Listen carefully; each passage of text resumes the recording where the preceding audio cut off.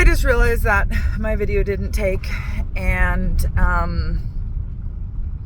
I've got some miles ahead of me. So there are no signs to the Oregon Sunstone area. None. I came from Plush. I drove into Plush to try to get signal to call my dad. And there wasn't any signal. I didn't have enough signal to make a phone call, and I did not have enough signal to get my GPS to route me. And even without signal, if you get on Google Maps and you get it routed, it will still take you there because your satellite will still locate you. It's just not going to have the internet to tell you where all the turns are. So I couldn't get that, but I've got like a physical atlas. I've got the satellite on my phone. I have a charger for my phone, plural, lots of chargers for the phone. So I've been here before. There are signs. There are, 8 miles to go, 3 miles to go. There's signs all along the way, and they're funny and like custom handmade signs. And I didn't see a fucking sign, and I drove all the way to 395, which is the main highway that takes you back down to Lakeview. I passed that intersection when I drove into Lakeview. So I drove so fucking far past the turn for the Sunstone area. And so I pull up the satellite and I see that there's a dirt road that goes from where I'm at. There was a turn. Okay, I remember the turn, and I'm thinking, is that the turn? I look at it, and no, even that turn was way, way, way past where I was supposed to go. And so I get down to that turn, and then I look on the GPS to see where it is, and yeah, I'm still very north of where I'm supposed to be. But if I turn there, it looks like there's a dirt road that takes me to the Oregon Sunstone collection area. So I remember a comment that my dad said, and this, my friends, is why it is so important to talk to people and do your research when you're going out here. Okay, I'm completely alone, me and my car. Okay, I've never taken my car on gravel roads like this. So the comment that my dad made that I remember is him telling me that if I wanted to go to the Oregon Sunstone area before Lakeview, it's actually quicker. And I've had a lot of time to think. So I thought about that, and I'm like, well, that means there's more than one way down there. Because if I'm coming from the north and there's a quicker way, there's a way in from the north and from the south. So that turn, I followed it, and it kind of goes, it turns and it goes back north again and then wraps around the mountain. And the other way I was supposed to go was on the south side of the mountain. So the risk here is that I've never been on this fucking road before. And all of these roads are really, really gnarly. There's lots of bigger rocks protruding out of the gravel road. It rained at one point, and that was slicker than snot. And I was leaving, I backtracked over some of my rain to turn, or my tracks in the rain to come back to fucking find this place. And I'm leaving like 2 or 3 inch deep tracks. Like it's nasty stuff. So yeah, so I decided I could go all the way south and take the turn that no sign was at, or I could chance it and take the shorter route on a road I've never been on. And I chose to take the road that I'd never been on. So I see that there's a couple more turns. I saw there was an intersection, and thank God I just got to that intersection, and there was a sign, the very first sign I've seen since the Plush store sign, saying Sun Collection Area 7 miles. So I've already said this speech once and my phone didn't record it, which is super annoying. So hopefully I'm like halfway there. Hopefully it's been like 3 miles already. When I passed the sign, I actually passed somebody. That's the first time I've passed somebody in an hour and a half of straight gravel roads. So I can relax now. I am within walking distance. I think I see like some sort of compound in front of me, which is really nice because it's been nothing but tumbleweeds and like Heart Mountain view.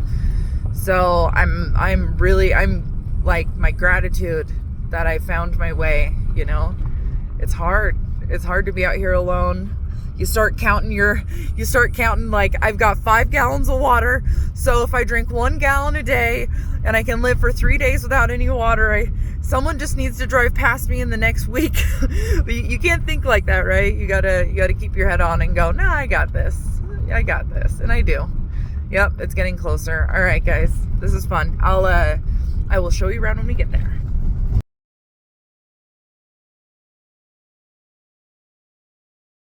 All right. right, we made it home for the night. This is where I'm camping, guys. Yeah, the Spectra mine. That's so cool. They open at 9. It is 9:25. Maybe I guess I should have gotten lost. Oh, and then you can see the compound ahead. I'm so happy I made it.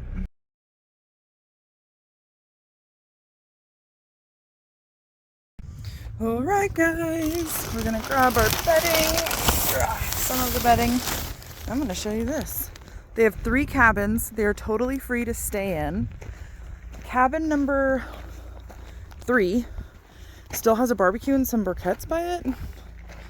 Interesting, but the people left the door open and there's nothing on the inside. Cabin number 2 is my selection. Cabin number 1 doesn't have any bed in it. And this one smells fucking funky, but it's all cool, dude. Look, bunk beds. All right. We will be laying our heads here. It's free. It's just a place to sleep, place to stay cool. And it's fucking free, bro. What? Okay, so these are the piles that you go through. My pile is going to be set right there. Later. I'm not in a hurry for it. I got a medium-sized pile. It's $175. The biggest thing is me just being completely alone and needing to work the whole pile before I leave tomorrow. So what I did is I'm doing a $100 dig spot, and I'm gonna literally dig and mine my own. I'm walking to the bathrooms right now while I talk to you guys. So I'm gonna do that during the day. I have until 5 o'clock to mine that spot for my $100. And meanwhile, I'm gonna have a pile right there. I'm staying at the cabin that was really close. So that's my plan.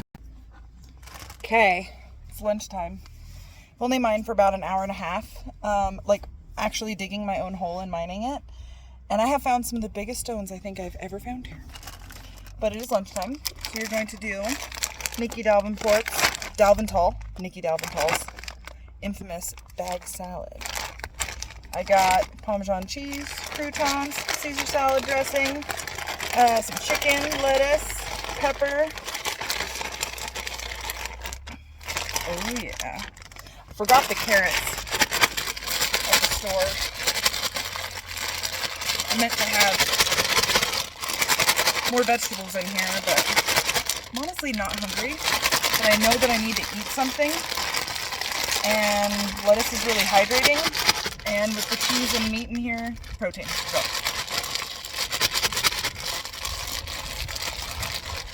Alright. Lunch is served. Okay, it's time to go back to work. I honestly probably took like 8 minutes away from this hole. I love it. It's so fun. It's addicting. My mother would love this too. Yeah, I think she would. Just 'cause it's so fun. It's also really fun when you're doing well. So let me find a spot to put my water bottle. Let me turn the camera around and I'll show you guys my spot so far. Okay, we all remember the hole. I've definitely made some progress. I am moving this direction. I've gone under, and I actually was getting close to nothing. I got awesome stones under there, but then I kind of came to a standstill. So now I'm gonna go and take that little edge off and keep moving. It's like 1:30 and a half till 5. And under here is all the stones I found. Now I'll put my hand next to it so you can see there are some honkers. There are some freaking honkers in here. Oh, sorry. There are some big ones. Pretty exciting when you're getting ones this big. Definitely got some good ones with schiller in it. You can see some pink in there. Oh, no. Focus on my hand, please.